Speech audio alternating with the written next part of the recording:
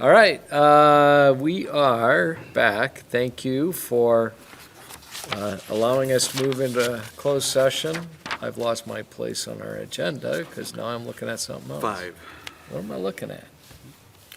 Oh, I lost my paperwork here in the plan. Give me yours. So 5 is what? 5 is adoption of the agenda and consent agenda is an order of business with identification of items to be taken off the consent agenda for discussion or separate action. I need a motion.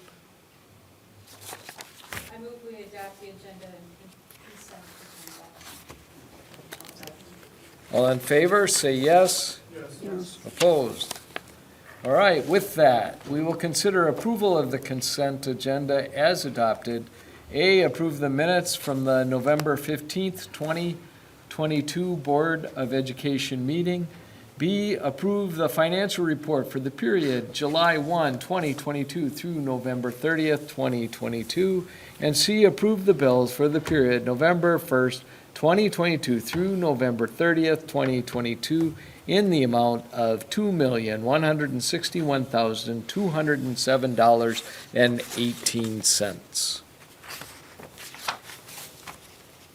Need a motion? So moved. Second. All in favor, say yes. Yes. Opposed? All right. Item 7, Board and District Leadership Team Strategic Planning. A, legislative update. Mr. Mella, you have notes there. Yes, we've had legislative contacts in different ways.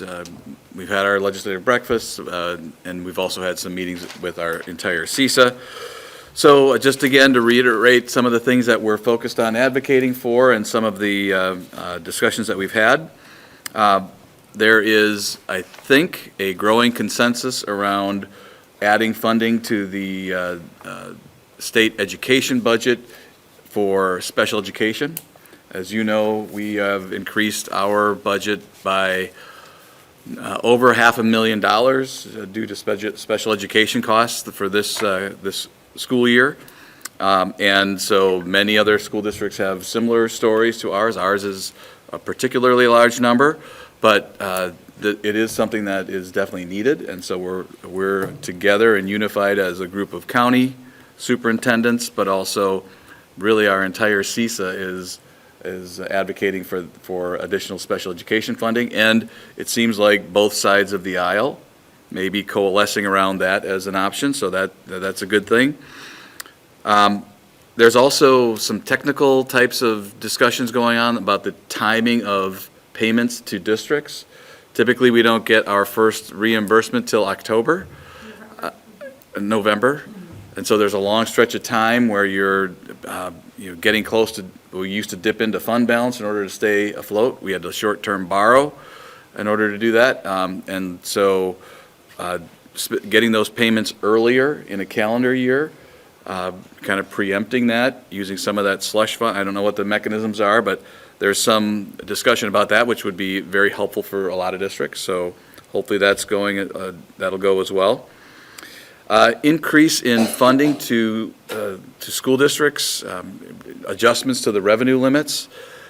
Both sides are, so I'm talking the governor's side and Devin Lemieux's side, seem to be saying yes, and people are recognizing that there is the fiscal cliff that we're all facing because we've been frozen in our funding for 3 solid years. It's at this point, I think, haggling over price seems to be what's going on, and so I think maybe the governor's number will come in very large, and maybe the legislature's number will come in smaller, and hopefully they find something that's reasonable in the middle. So all of those things we keep on advocating for, among other things, and I think that there, at least in what people are saying, is some common ground. So I'm optimistic. Good. All right. Any questions for Dan? With That will move to Finance, Building and Grounds. A, to consider the approval of initiating the request for proposal for transportation vendor. Mr. Mellon. Yes, we talked about this at the committee of the whole, trying to go out for bid for transportation, so that's busing in our district, to look to see if we are getting the best service for a good price. And so that's what we intend to do, and we just need your approval. We'd like your approval to go for RFP on that item. So we discussed this at the committee of the whole, so we really just need a motion to approve that they go out for the proposal.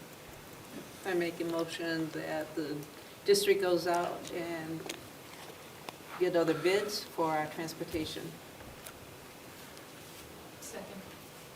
Is there any other discussion? All in favor, say yes. Yes. Opposed?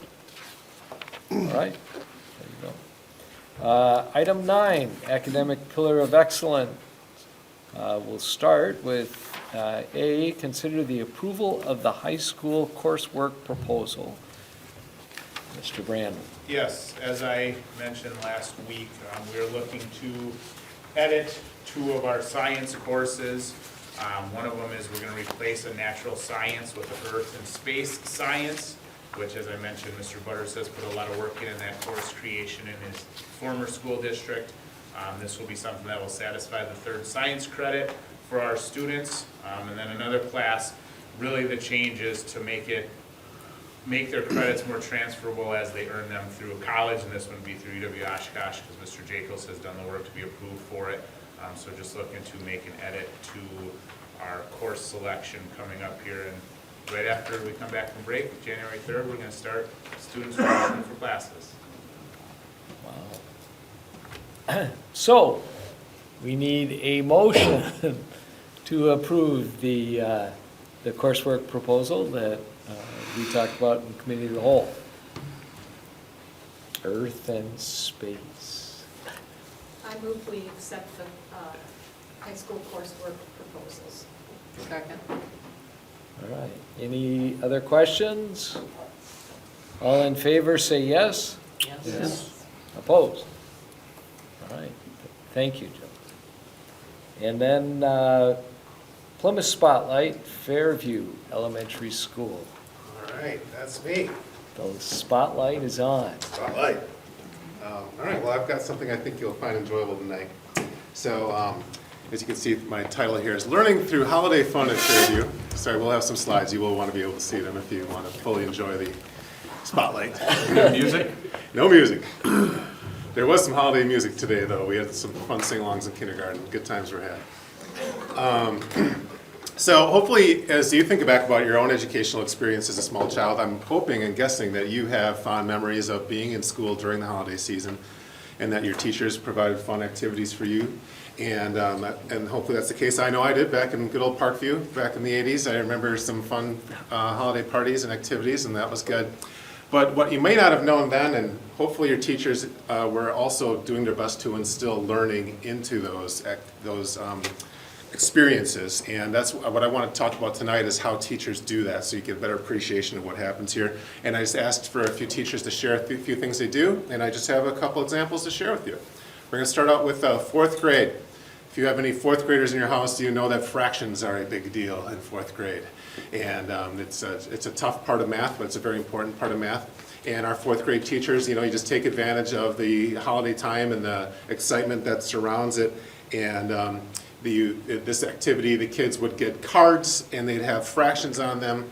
And then they had to kind of go on a scavenger hunt around the room looking for items that were set up to have like equivalent fractions. So maybe you could receive a card with like 4 out of 5 candy canes. Well, one was a tree or something like that, so 4/5. And then you had to kind of go find another card in another area that had an equivalent fraction to that, and that would lead you to where you're supposed to go next. And just really checking that standard of understanding equivalent fractions, but through a fun holiday-themed scavenger hunt. In 5K, you've probably heard of Elf on the Shelf. 5K has Pet in a Jet. This guy right here is Nibbles. And Kelly Drews has had Nibbles for a long time, and Nibbles is a world traveler.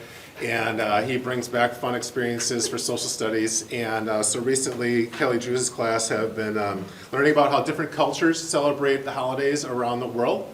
In Germany, they have some fun hats that they made and wear, and talk about those, what's part of their holiday season. Here, the class was talking about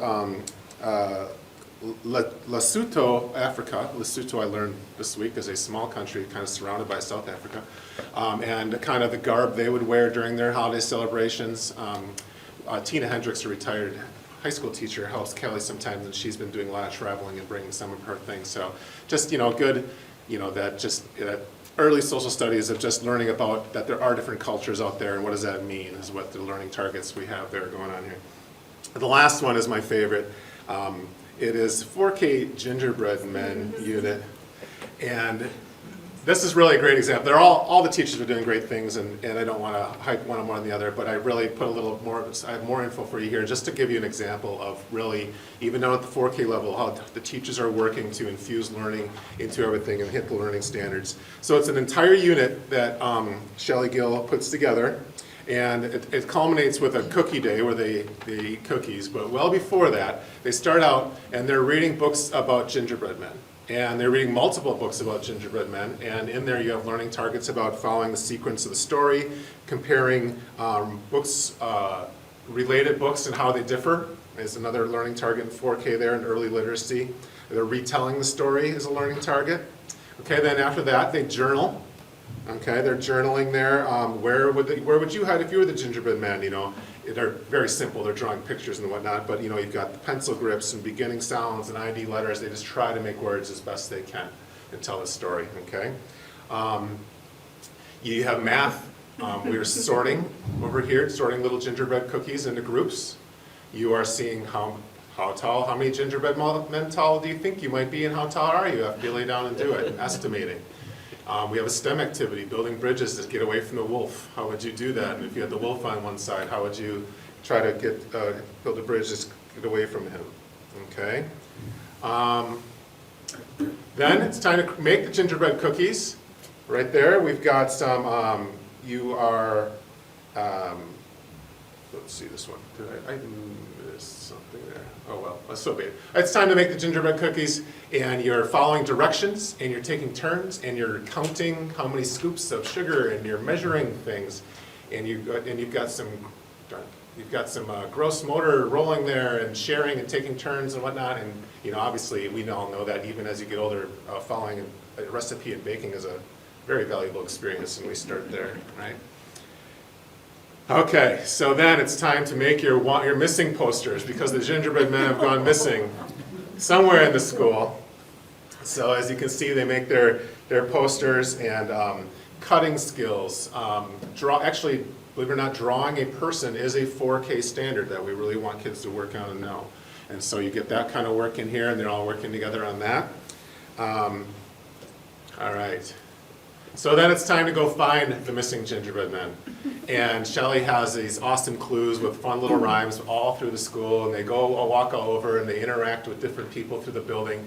And the excitement level is just through the roof. If you've ever experienced this, it's hilarious, let me tell you. I've got a whole spiel where I pretend like, oh my God, what are you looking for? Because I saw this little brown guy run through the office. Oh my God, you did, yes. It's just hilarious. And so they do that, and they're all over, and then eventually they find him.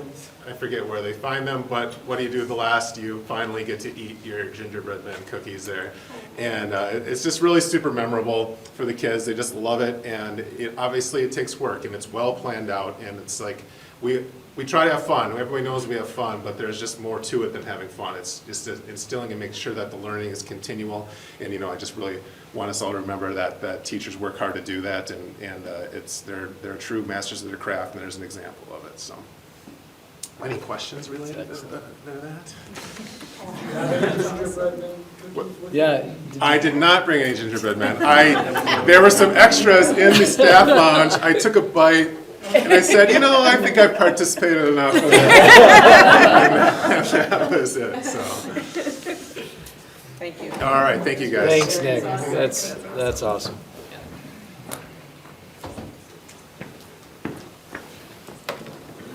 Okay. Item 10, consider approval of the 2023-2024 school year calendar. Amy? Yep, so we talked about this at the committee of the whole.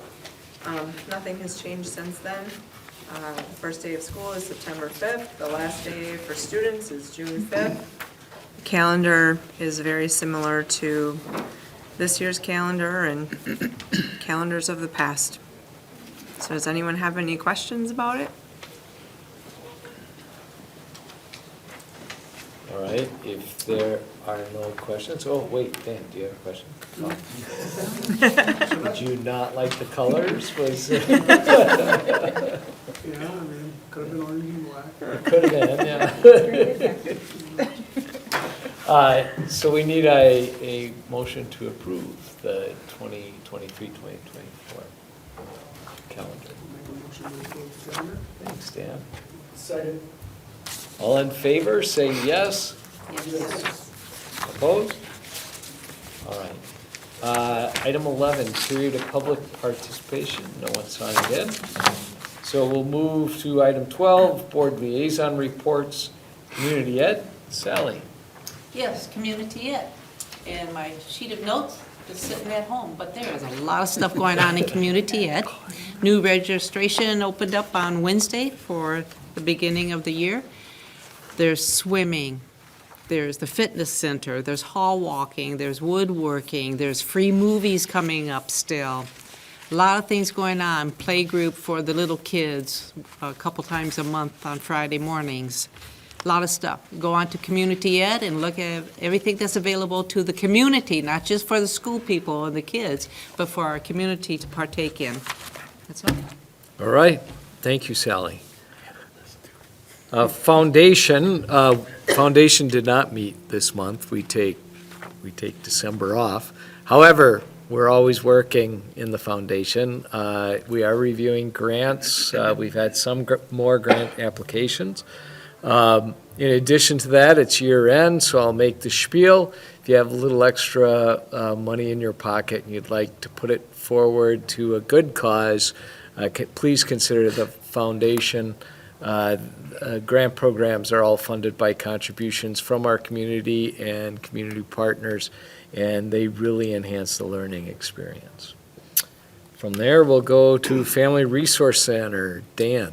Yeah, Family Resource Center. I'm gonna just try to do a little bit of an update of some of the things that'll be happening here, starting up in January. So we do have January 10th.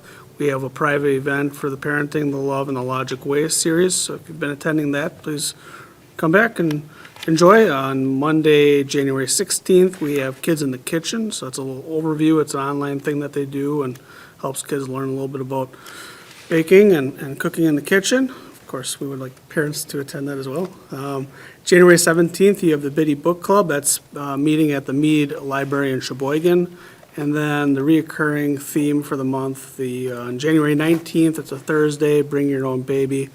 Again, you can find this all on familyresourcecenter.org or familyresourcesheboygan.org, and that's about it. Quick update there. Bring your own baby. It's one of our favorites. Yeah, someone else's would be problematic, so. All right. Thanks, Dan. Personnel support staff update. We have a couple changes in support staff that I can just tell you about, but you don't need action on these. Just this is information for you. Heather Arnold, a special education aide at Parkview Elementary School, has submitted her resignation. Heather has been with the school district for 1 year. Carl Stolen has been hired as a custodian at Horizon Elementary School. Jacqueline Hone has been hired as a special education aide at Fairview. It says Horizon in your background, but it actually was Fairview Elementary School. And Micah Schermacher has been hired as a special education aide at Parkview Elementary School. Those are the updates to the support staff. Okay, thank you. Nothing on item 14. So, President's report. Well, I have very little to say tonight, other than it's the holiday season. With what happened with the little boy, it's just in our school, and his mother actually works for me. But it's just a reminder that go home, hug your kids, celebrate the holiday. So, Merry Christmas. Thanks, Bob. Just some, couple of accomplishments and some information going out there. Now, all of the schools had their holiday concerts, and they're wonderful and funny in a lot of ways and awesome in a lot of ways. So that's just a big undertaking and accomplishment. And so congratulations to everybody who gets that done, and the leadership of the principals and the teachers and the families that all come together. We had a couple of I'm here usually when people are walking in, and people are getting to this facility up to 2 hours early to get a spot when they're having their shows. And people were asking, is this common? Is this normal? Yeah, it's normal. And so it was just great shows this holiday season again. So congratulations to everybody there. We had talked about the last FAQ page went live last Friday on mental health, and I had some statistics about that I sent out to you about where we were. After that FAQ went out, we had almost another 100 people check it out, so we're well over 1,000 hits on that in about a month and a half. So according to Jamie, that is a pretty good rate for the, a big sporting event or a big play will get more. But this is, for an informational thing, this is doing pretty well. She also noted that we are getting really good responses when she sends out a reminder or an update on those Friday folders. You get a little spike. She's got a graph that shows that. So nice. We're going to keep doing that and making sure people have access to those things, because like that mental health one had a lot of good information and resources for people that maybe they didn't know about. So thanks for your leadership on that, and thank you to Jamie for doing that, and the community is definitely accessing that information. A couple things that some students had done that I wanted to just mention. Sometimes when we think of arts, we think of the plays and music and all of that going, but we do great with the visual arts as well. Just a few things, a few examples of that. Maisie Sternhagen, these are some scholarships that were earned last year by students who earned them in the visual arts. So this is drawing, painting, pottery, that kind of thing. Maisie won a $72,000 and an $88,000 scholarship to Eckerd University. Quintessa O'Toole won a $50,000 scholarship to the Art Academy of Cincinnati. Ella Ringel had a $72,000 merit scholarship to St. Mount Mary to study music therapy. Anna Depping had a $92,000 scholarship. Hannah Wittstein had a $72,000 scholarship and a $60,000 merit scholarship. So all of these things are super important. You don't think of that as, and sometimes when people, as a student, as a kid, you tell your parents, I want to be an artist, and they say, yeah, but what are you going to do for a job? Yeah. There are great opportunities in a lot of places out there, and I think our comprehensive nature in this high school allows kids the opportunity to experience those things, as we had mentioned in the past. A couple things going on out there in the world of activities as well. Our culinary arts kids are still doing very well. We had a hamburger contest, and Eli Cawliddy earned a $200 scholarship to Fox Valley Tech, and Caleb Martell, you know that guy, earned a $100 scholarship also for making great burgers and coming up with great recipes. Also, the wrestling community in the Plymouth School District made a board that's now on the north wall of the multi-purpose center that has all of the state qualifiers and those things over the years, from about 1970 on, and it's in honor of Mike Briggs, longtime wrestling coach, employee of the school district, running things like TV 14, so that's a great thing. Congratulations to Mike and all of those. And that's it for just a couple of examples. There's so many things going on all over the place. And just a couple things to look forward to, upcoming events, of course, the break, the holidays.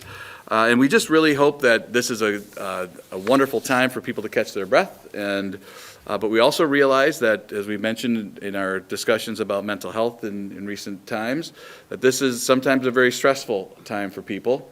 And so I would just hopefully just encourage people to understand that, and during this holiday season, that we also are very open to give grace to people who need it, because this is sometimes the time of year when people need it the most. So happy holidays to everybody. Thanks, Dan. So, just out of fairness, Aaron, if you were looking for ginger cookies from Nick, where's the hamburgers? I'm actually wishing he got into music and art, because it's $72,000. It's $100 to Fox Valley. It doesn't really count, so. Oh, well, there's a bar and then there's us. All right, and with that, I need a motion